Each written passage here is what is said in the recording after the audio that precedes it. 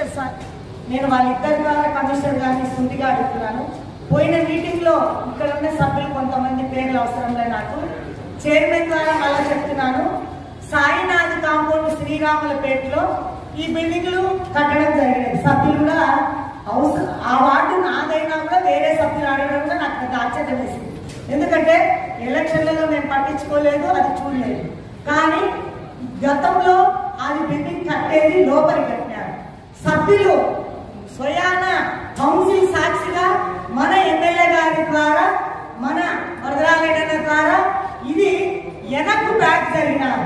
15 రోజులు ఆపినారు. ఈ కౌన్సిల్ అడిగినాక 15 రోజులు ఆపినారు. తర్వాత చూస్తే ఈ ఫోటో చూడండి, ఇంకా ముందుకు వచ్చి ఈ సన్సీడ్ ఉంది కదా, సన్సీడ్ ఫోటోలలో ఉండేది ఇంకా ముందుకు వచ్చి అడిగినారు. గౌరవ సభ్యులకు ఎమ్మెల్యే గారు ఏం చెప్తున్నారంటే, ప్రతిదీ నోట్ చేసుకొని ఇవైతే చూడండి అంటే 15 రోజులు ఆపినందుకు ఎమ్మెల్యే గారికి ధన్యవాదాలు తెలుపుకుంటూ, ఇప్పుడు స్టార్ట్ చేసింది నిన్న మొన్న నేను తిరుమల పోయినాను. వచ్చిన తర్వాత చూస్తే షెడ్ బ్యాక్ ముందుకుంది.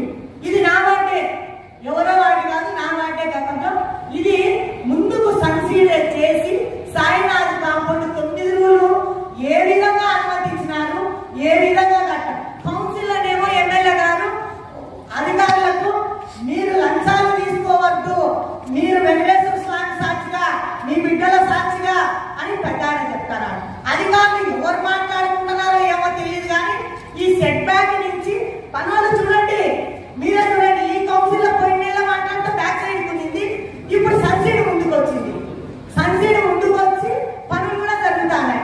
అంటే ఇక్కడ గౌరవ సభ్యులు చైర్మన్ ద్వారా కాకోకుండా మీరు ఎవరు వేరే వాళ్ళ కౌన్సిలర్లో వాటి లేకుండా వేరే వాళ్ళు చెప్పినా కూడా పనులు అవుతున్నాయి అనేది ఎమ్మెల్యే గారు గమనించాలి. మా చైర్మన్ కి ఎంత మాత్రం విలువ లేదు. ఉద్యోగస్తులు ఎంత కావాలంటే వాళ్ళపై చేసుకుంటున్నారు. ఇది నేను అడుగుతానా, ఎందుకంటే ఇప్పుడు సబ్జెక్టు వాళ్ళే ఎత్తినారు, వాళ్ళే చేస్తున్నారు కాబట్టి నేను కూడా అడగాల్సింది గట్టిగా. నేను పోడియం దగ్గరైనా కూర్చుంటా. ఇప్పుడు ఇది రిమూవ్ ఎవరు చేయాలా? నాకు పెద్ద ఎమ్మెల్యే గారికి అధికారులకు ఆదేశాలు ఇచ్చినాక మినిట్స్ బుక్ లో ఏం రాస్తున్నారు మీరు? మినిట్స్ బుక్ లో రాసినాక ముందుకు వస్తాను సబ్సిడీ. పొద్దుటూరులో ఏమంటున్నారని మున్సిపల్ కమిషనర్ డైరెక్ట్ మాట్లాడుకుంటున్నాను అనేది వింటున్నాం. ఏమనుకుంటున్నారు? మేము ఎమ్మెల్యే గారికి చెప్పినాం ఏమని, అయ్యా ఇట్లా జరుగుతుందని మీరెత్తుతే గానీ మా వాటిలో మాకేం జరిగేది తెలియదు. సరే పోనీ ఈ బ్యాక్ సైడ్ జరిగినారు. ఈ సన్సీడ్ ఏంటయ్యా? ఆయనేమో అధికారులకు లంచాలు తీసుకోవద్దని ఆయన పెద్ద మేము పనిచేస్తున్నాం. 2005లో రాజశేఖర రెడ్డి ముఖ్యమంత్రి కన్నా నేను పనిచేస్తున్నా. ఆయన ఏంటో నాకు తెలుసు. ఆయన ఎవరికి డబ్బులు తినమని చెప్పరు. ఇప్పుడు ఎవరు మొదలు పెట్టించినారు చెప్పండి? ఎవరు ఫోన్ చేస్తే మీరు అధికారులు అయినారు? మాకు వరదరాజన్న గురించి ఖచ్చితంగా తెలుసు, కానీ ఎవరు మొదలు పెట్టించినారు మాకు కావాలా? ఈ మాట చెప్పేంత వరకు నేను ఆయన పొడియం దగ్గర కింద కూర్చుంటా. నాకు ఎవరో జవాబు చెప్పండి. జవాబు చెప్పాలా? అంతే. ఎవరు చెప్తుంటే ఎవరు చెప్తుంటే నాకు జవాబు కావాలి అధికారుల ద్వారా. ఎవరు చెప్తే కౌన్సిలర్లు ఎవరు చెప్తే మీకు మాకు ఆపోజిట్లు చేసినారు. సార్ ఎమ్మెల్యే గారు మీకు దయ నుంచి నేను దండం పెడతామా, ఇది అన్యాయం. సన్సెట్ చూడండి సార్, సార్కే చూపిస్తా. ఇదండి మీరు చెప్పినప్పుడు బ్యాక్ సైడ్ 9 రోజులు అనుమతించినారు. ఇటు సైడ్ వచ్చి మళ్ళీ సన్సెట్ ఇప్పుడు కడుతున్నారు. నేను 5 రోజుల నుంచి పాప జపాన్ నుంచి వచ్చి ఊర్లో లేను సార్, కానీ అన్యాయం సార్. పోయిన కౌన్సిల్లో జరిగింది మళ్ళీ ఇక్కడ ఎవరు చెప్పినారు అనేది నాకు ఎందుకయ్యా? అధికారులు ఉండేది ఎందుకు? ఎవరో సైట్ కనుక్కోమను, ఎవరో వాళ్ళ కాగితాలు తెచ్చుకోమని అనుమతి ఎందుకు తీసుకున్నాను? సన్సీడ్ మళ్ళీ ముందుకు వచ్చినారు. పోయిన కౌన్సిల్ అయ్యా అధికారులు డబ్బులు తీసుకోవద్దన్నారు. నాకు మాట ఇవ్వండి అయ్యా, నాకు మాట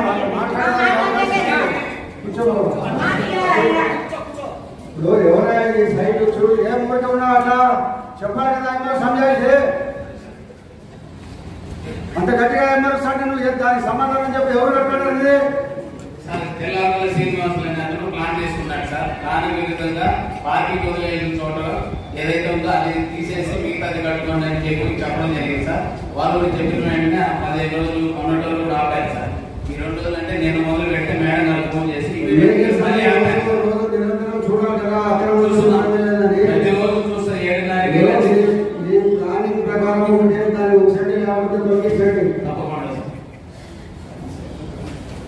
అట్లా ప్రతి రోజు కూడా సచివాలయంలో ఉండే ఉద్యోగులు 9 ఓకే మాకేం అబ్జెక్షన్ లేదు. ఎక్కడ కావాలంటే మనకు రూల్స్ ఓకే. లాస్ట్ కౌన్సిల్ చెప్పినట్టు మీరు చెప్పినట్లే ఒక 10 బిల్డింగ్స్ ఉన్నాయి. 10 బిల్డింగ్స్ ఛార్జ్ షీట్ ఫైల్ చేశాము. ఇక కూడా ఛార్జ్ షీట్ ఫైల్ చేస్తాము. ఇమ్మీడియట్ గా మీరు అన్నట్లు కన్స్ట్రక్షన్ లో ఉంది సార్. కన్స్ట్రక్షన్ లో ఉంది కాబట్టి ఓకే. ఇప్పుడు ఇదే మొత్తం అంటే ఇప్పుడు మనకు 10 ఛార్జ్ షీట్ ఫైల్ చేసిన డేట్ కూడా అండర్ కన్స్ట్రక్షన్ లోనే ఉన్నాయి అపార్ట్మెంట్స్ అన్ని. మీరు ఏ డెసిషన్ తీసుకుంటే మేము ఇంప్లిమెంట్ చేయడానికి 100%. ఎందుకంటే ఒక్కసారి మీరు ఏ డెసిషన్ తీసుకుంటే మేము ఇంప్లిమెంట్ చేయాలి. ఎందుకంటే మనకు లాస్ట్ టైం మనము మీరు రన్ చేసిన దాంట్లో ఐడెంటిఫై చేసినాము 10 అన్ని అపార్ట్మెంట్ స్టేజ్ లో ఉన్నాయి. 2 కంప్లీట్ అనే రిమైనింగ్ అన్ని మీకు కన్స్ట్రక్షన్ స్టేజ్ లో ఉన్నాయి. వాళ్ళకు మేము ఛార్జ్ షీట్ ఫైల్ చేసాం. వీరికి 3 కోట్ల రూపాయలు మన మున్సిపాలిటీకి వాళ్ళు కట్టాల్సిన అవసరం ఉంది. ఎందుకంటే ఛార్జ్ షీట్ కట్టాలి మన డిఫరెంట్ ఏముంటుందంటే మనకు అంటే చాలా మంది తెలియదు. ఓన్లీ మన పర్మిషన్ ఫీజు 5,000 10,000 లేకపోతే 1,00,000 రూపాయలు అపార్ట్మెంట్కి అయితే ఉంటాయి. అంతేకాదు 10 డేట్స్ ఎక్స్ట్రా ఉంటుంది. వాళ్ళ కన్స్ట్రక్షన్ కాస్ట్ అంతా ఇప్పుడు ఎంత అవుతుందో అంతా కోర్టులో మనం ఫైల్ చేసినప్పుడు మామూలు కన్నా 10% ఎక్స్ట్రా ఉంటుంది. ఒక అపార్ట్మెంట్ లో నీకు 1000 స్క్వేర్ ఫీట్ వాడు ఎక్స్ట్రా కట్టాడు ఇంకో మనం ఛార్జ్ షీట్ ఫైల్ చేసినాం. నియర్లీ 3,000 రూపాయలు 1000 నియర్లీ 30 లక్షల రూపాయలు వాడు కోర్టుకు పే చేయాల్సి ఉంటుంది. అదే అటువంటి ఏదన్నా కూడా ఇమీడియట్ గా మనం యాక్షన్ తీసుకుంటాము.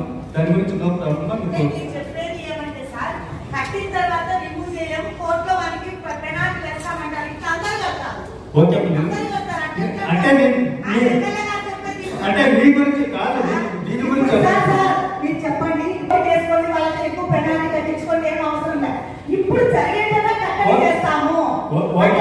అంటే మీ ఒక్కదాని గురించి మేము మాట్లాడేమో మన కౌన్సిల్స్ 42 మంది ఉన్నారు. 42 మంది ఒపీనియన్ అడుగుతున్నాయి. ఎందుకంటే ఒకసారి మనము ఈ ఇల్లీగల్ కన్స్ట్రక్షన్స్ ఉన్నాయి. ఒకసారి మీరు అందరికీ చెప్తున్నాము.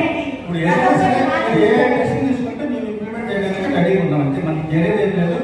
కొన్ని ఉన్నాయి ఏం తీసుకుంటే మా కౌన్సిల్ డెసిషన్ కావాలా అని అడుగుతున్నారు. తప్పు మీరు చేసి డెసిషన్ మా డెసిషన్ ఏం కావాలని ఏం చెప్పాలా మేము? అంటే ఆల్రెడీ ఎక్కడైతే ఒక జీవో ఇచ్చింటారు సెట్ బ్యాక్స్, ఒక ఇంటికి ఇట్లా పోవాలా, ఇంత ఉండాలా, రోడ్డు కింద తెచ్చి పెట్టాలా, మాస్టర్ ప్లాన్లో ఇంత ఉండాలా, అవన్నీ మీ కాడ ఉంటుంది.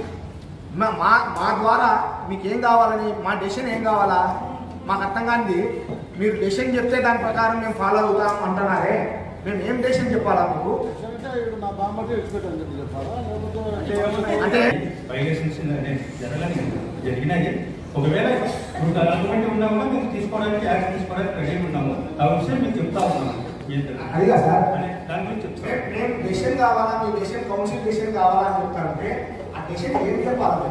ప్రకారం 7 సమస్యలు రావు.